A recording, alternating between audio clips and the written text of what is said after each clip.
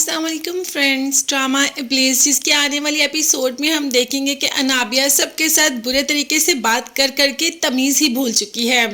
वैसे तमीज़ कभी अनाबिया को थी भी नहीं, मगर फिर भी सास तो सास होती है और सास माँ नहीं बन सकती। माँ फिर भी बेटी की बात बर्दाश्त कर लेती है, फिर भी क्या, माँ तो बेटी की हर बात बर्दाश्त कर लेती है, मगर सास नहीं। इस बार तो नाबिया ने हद ही कर दी।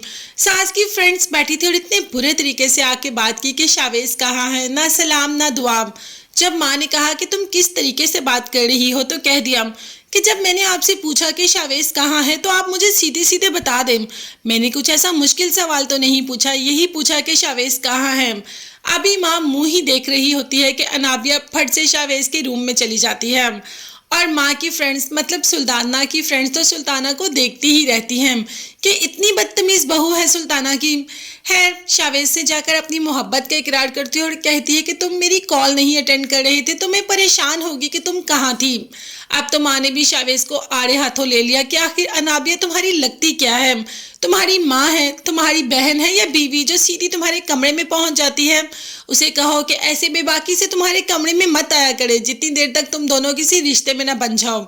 और मंगनी का रिश्ता कोई महरम रिश्ता नहीं होता, तो आइंदा उसे अपनी ज़ुबान में समझा दो और उसे ये भी समझा दो कि मेरे दोस्तों के सामने मेरे साथ इस टोन में बात करने की ज़रूरत नहीं, और दोस्त हों या ना हो मुझे ये टोन बिल्कुल भी पसंद नहीं। शावेज को तो अपनी माँ की अच्छी तरीके से समझ आ गई, मगर अनाबिया की समझ करना काफ़ी मुश्किल है।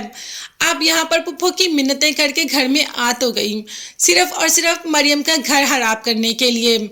जब मरियम ने कहा कि तुम्हें मेरे मामलात में बोलने की ज़रूरत नहीं, तो पुप्पो ने भी कह दिया कि तुम्हारी औकात इस घर में रहने की नहीं है, ये इसी की बदौलत तुम इस घर में रह रही हो, तुम्हें कोई हक नहीं पहुंचता कि तुम अनाबिया को कोई भी बात करो। मरियम तो वहां से रोते रोते चली जाती है और अनाबिया काफ़ी हद तक अपने मकसद में कामयाब भी हो रही है।